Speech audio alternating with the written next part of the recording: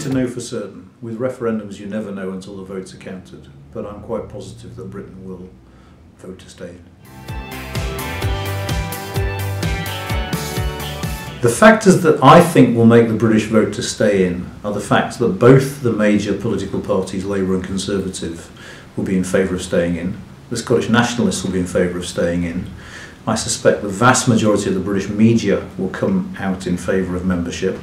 And of course the business community will very, very strongly lobby for us to stay in as well.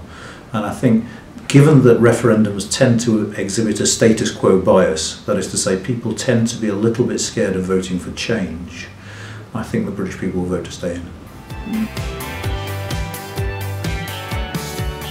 Well, it depends on the negotiation process that David Cameron has with them.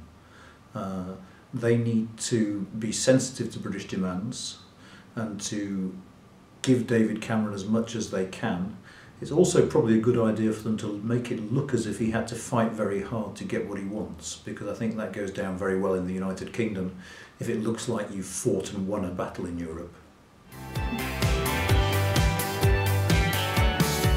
I think in the short term, yes, but I wouldn't rule out the possibility of us having another referendum down the line. There's talk of a second referendum on Scottish independence, which might happen in the next decade or decade and a half. And if that happens, then it'll be legitimate to say the same thing about the EU as well at some point.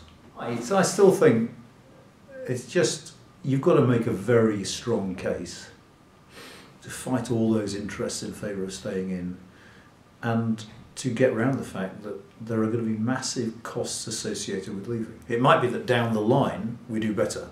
I mean, who knows? It might be that if we leave the European Union, we become this kind of offshore European Singapore, we become very nimble and flexible, and we sign deals and people come to Britain because it speaks English and it's in the right time zone and we've got, you know, temperate weather, and so companies keep coming to us. But in the short term, you know, the biggest employer in the City of London is Deutsche Bank. You know, what would they be doing? Loads of our car manufacturers are German and Japanese, and they come to Britain. One of the reasons is they can sell to the single market. Would they stay? Far from certain.